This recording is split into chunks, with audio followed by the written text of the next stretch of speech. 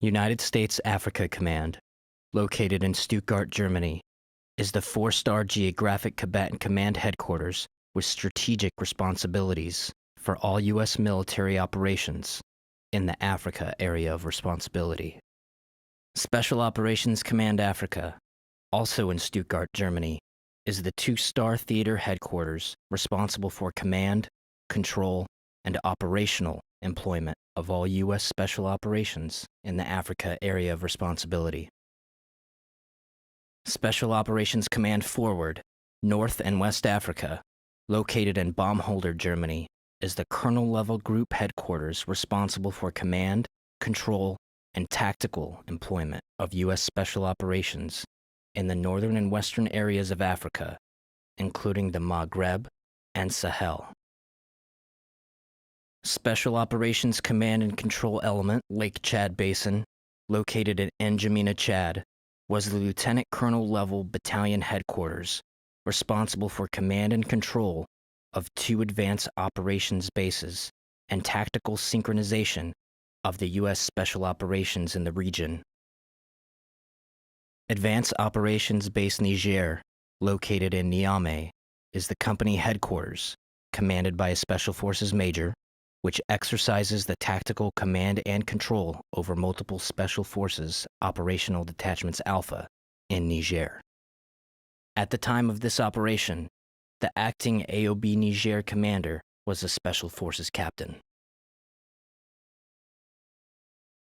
The AOB Niger commander controls multiple U.S. Special Operations Forces teams whose purpose is to train host nation partner forces, enhance host nation security assistance efforts, and conduct counterterrorism operations and surveillance and reconnaissance missions with host nation forces. Southwestern Niger has become a main trafficking route for ISIS Greater Sahara forces. On October 2, 2017, the U.S. SOF team based in Wallam received intelligence that a high-value individual, a sub-commander from the ISIS Greater Sahara forces, may be moving into their area of operations. The team submitted a mission plan for the vicinity of Tiloa for the next day. The concept of operations that was submitted for approval stated that the purpose of the mission was to conduct a civil and military reconnaissance in the vicinity of Tiloa in order to improve situational awareness of the border region and to improve the effectiveness of military efforts to disrupt ISIS-GS activity in the area. Key to this mission, as drafted, was to coordinate with Zone 1 and Zone 4 leadership for host nation support and permissions, conduct key leader engagements with civil and military leaders in select villages, and assess the population's attitudes towards ISIS-GS. The mission plan did not accurately characterize the intended purpose of the mission. The mission was, in fact, to pinpoint the location of and capture, or if necessary kill, the ISIS-GS subcommander.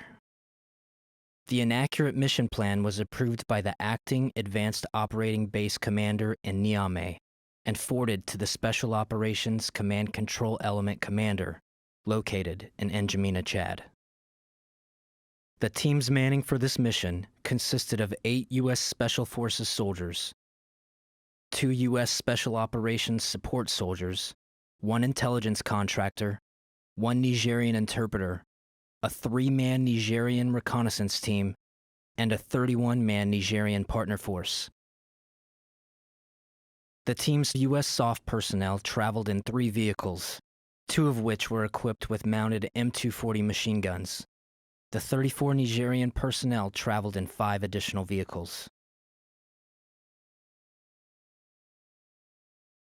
Once in Tiloa, the team searched for but could not successfully locate the ISIS-GS subcommander. They conducted the rest of their mission and began their return to base. During the team's return to base from Tiloa, they received high-confidence intelligence that placed the ISIS-GS subcommander northwest of Tiloa, near the Mali border. This time-sensitive intelligence gave the Nigerian and U.S. forces a narrow window to capture him while he remained in Niger. The approved concept of operation called for another U.S. and Nigerian partnered force to clear the target, with the Wallam-based team serving as a quick reaction force.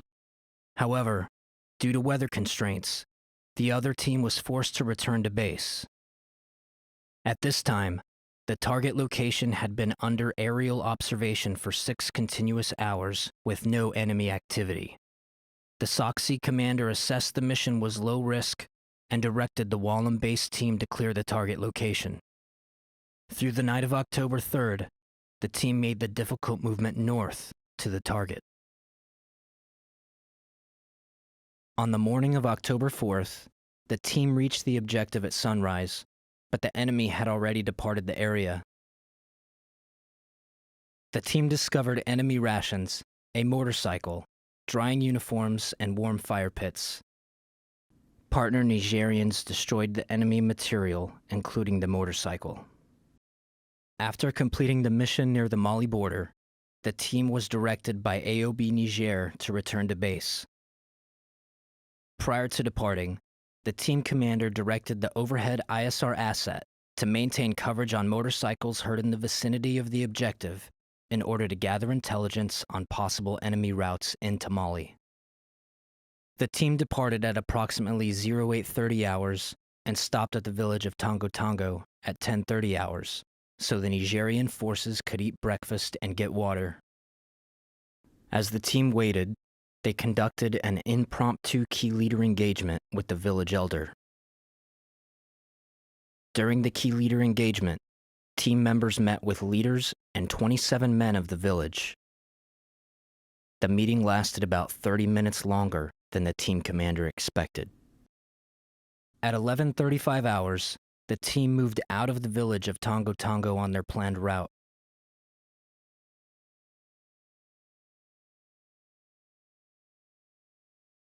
Approximately 100 meters outside of the village, enemy forces attacked the team with small arms fire directed at the rear of the convoy.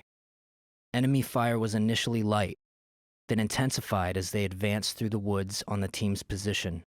At this point, the convoy halted. The team reported enemy contact to the Advanced Operating Base. U.S. Vehicle 1 and U.S. Vehicle 3 immediately began returning fire with their mounted M240 machine guns, while team personnel exited vehicles, donned personal protective equipment, and returned small arms fire. The team commander and 4 Nigerian soldiers maneuvered on foot to the southeast to flank what was estimated to be a small enemy force. At this time, the Nigerian, AOB, and SOC commanders began sending response elements to the team's location. The team sergeant moved forward with U.S. Vehicle 3 to better control the unit and to coordinate machine gun fire with U.S. Vehicle 1. Staff Sergeant Jeremiah Johnson moved from U.S. Vehicle 3 back to near U.S. Vehicle 2, intending to fire an AT-4 anti-tank rocket at the enemy toward the north. The investigation determined that Niger Vehicle 5 departed the ambush site during this period, but did not determine precisely when or by what route. The commander's flanking element continued their movement until a body of water prevented them from advancing further. They identified and engaged enemy fighters across the body of water. The team commander observed a larger than expected enemy force moving to his east, which consisted of motorcycles and vehicles with mounted heavy machine guns. The flanking element returned to the halted convoy at 11:57 hours and issued the order to move south to prevent being outflanked by enemy forces. The movement was not immediate, as the team commander and team sergeant had to rally and recover Nigerian forces who had taken cover in the woods. Niger Vehicles 3 and 4 were immobilized and abandoned. Niger Vehicles 1 and 2 were the first to depart. As the rest of the team loaded into their vehicles, they saw Staff Sergeants Brian Black, Jeremiah Johnson, and Dustin Wright in the vicinity of U.S. Vehicle 2. The team commander signaled to begin movement, and Staff Sergeant Jeremiah Johnson acknowledged the order with a thumbs up. A team member threw a smoke grenade to conceal the team's movement. Staff Sergeant Dustin Wright entered U.S. Vehicle 2 and began driving it slowly forward, while Staff Sergeants Brian Black and Jeremiah Johnson walked along the protected side of the vehicle. Staff Sergeant Brian Black moved slightly ahead of U.S. Vehicle 2 and was killed by enemy small arms fire. Staff Sergeant Dustin Wright stopped and exited the vehicle. Staff Sergeants Jeremiah Johnson and Dustin Wright remained with Staff Sergeant Brian Black until overwhelming enemy fire forced them to withdraw. 85 meters southwest of U.S. Vehicle 2, Staff Sergeant Jeremiah Johnson was shot and rendered immobile. Staff Sergeant Dustin Wright stopped, returned to near his teammate's position, and continued to engage the enemy until both were fatally wounded.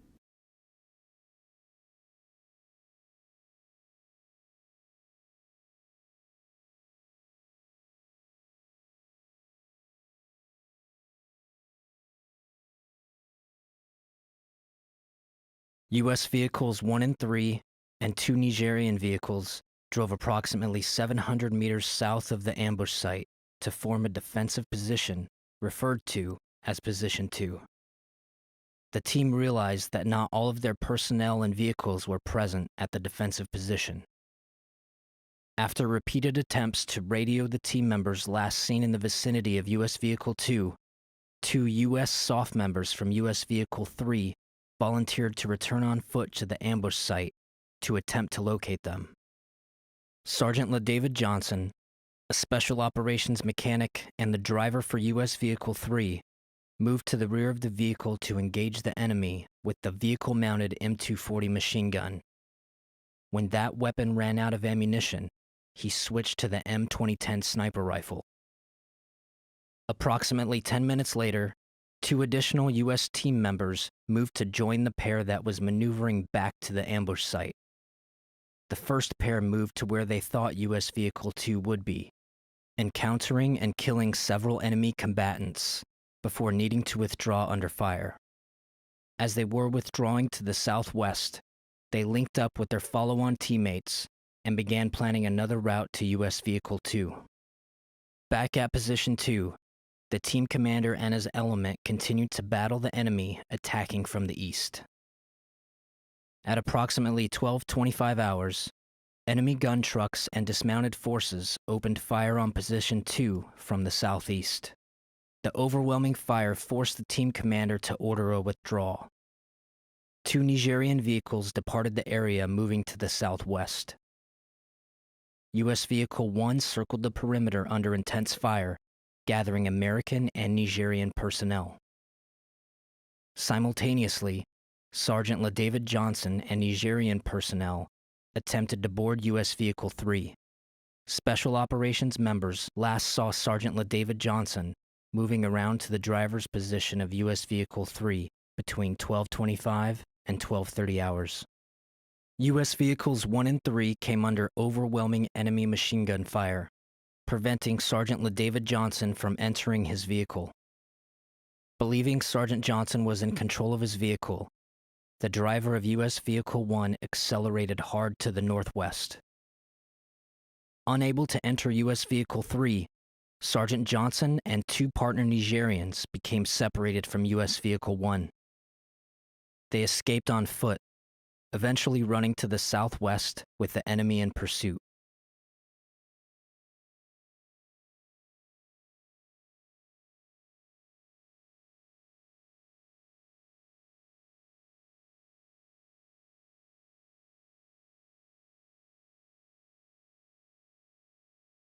The Nigerian soldiers were killed with small arms fire roughly 400 meters from Position 2.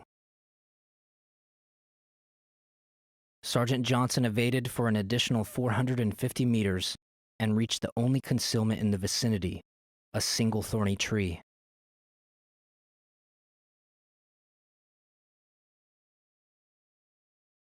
At this position, he continued to fight.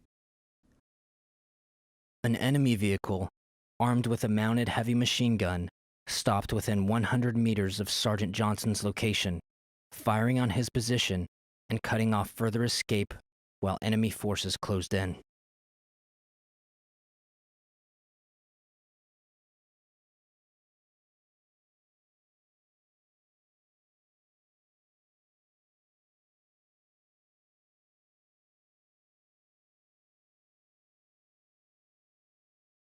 Leaving Position 2, U.S. Vehicle 1 moved northwest, pursued by enemy vehicles and under intense enemy fire.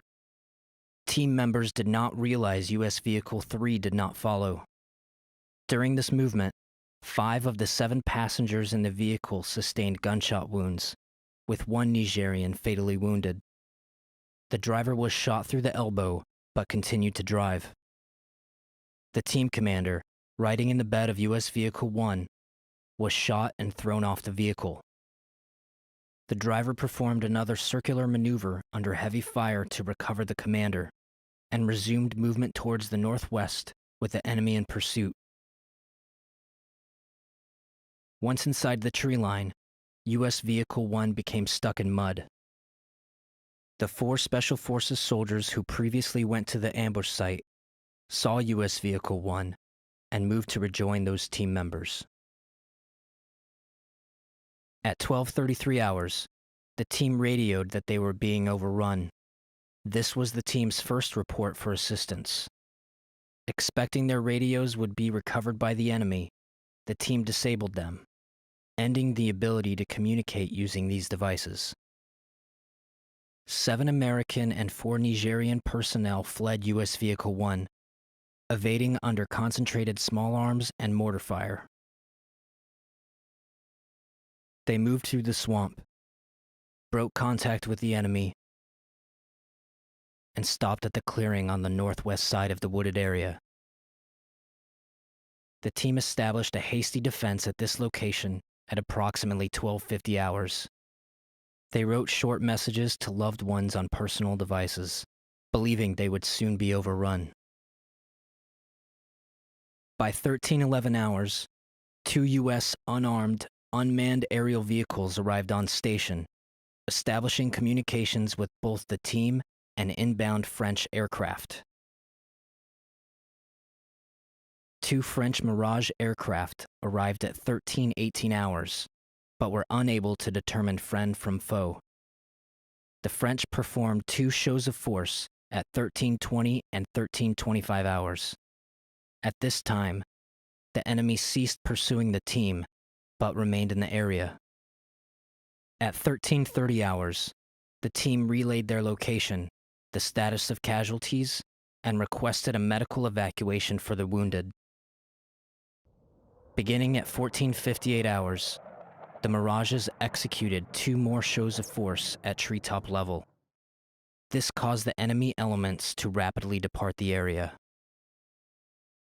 French helicopters arrived in the vicinity at 1600 hours and searched for the team for 40 minutes. A team member moved into a clearing, waving an American flag to the helicopters to establish their identity as friendly forces. At 16:41 hours, the Special Operations Command Africa Commander in Stuttgart, Germany, recommended to the U.S. Africa Command Commander that they declare a personnel recovery event. This notified units throughout the Department of Defense that service members were missing and activated contingency planning efforts. Concurrently, a Nigerian response force arrived by vehicle at the team's location and mistook the team for enemy forces, firing on them for 48 seconds with automatic weapons until they were positively identified. Fortunately, no one was injured further. French commandos and Nigerian forces secured the landing zone, enabling the French helicopters to land at 16:55 hours and evacuate the team 31 minutes later.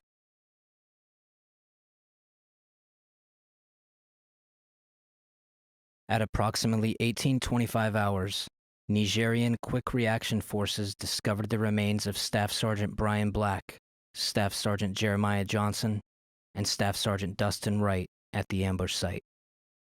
At this time, Sergeant LaDavid Johnson's status and whereabouts were still unknown. Throughout the remainder of the evening of October 4th, and over the next 36 hours, 3 ISR assets searched for friendly signals and signs of life. Additional U.S. SOF teams, French commandos, and Nigerian forces swept the ambush site and surrounding area in an effort to recover the dead or wounded. The search teams and ISR assets did not locate Sergeant LaDavid Johnson due to the distance from his last known location and the density of the tree under which he had concealed himself. At 0625 hours on October 6th, as nationally controlled personnel recovery elements staged for the search and recovery of Sergeant LaDavid Johnson, Tongo-Tongo locals notified Nigerian military that they had found the remains of a soldier. At 1200 hours, the Nigerian military arrived at the location of Sergeant LaDavid Johnson. When Sergeant Johnson was found by Nigerian forces, he was beneath the dense canopy of a thorny tree. Sergeant Johnson was found lying on his back with his arms to his sides. His hands were not bound. Sergeant Johnson was clothed, though his boots and serviceable equipment had been removed by the enemy. The investigation determined Sergeant Johnson was not captured alive. His remains were transferred to U.S. custody at 1522 hours.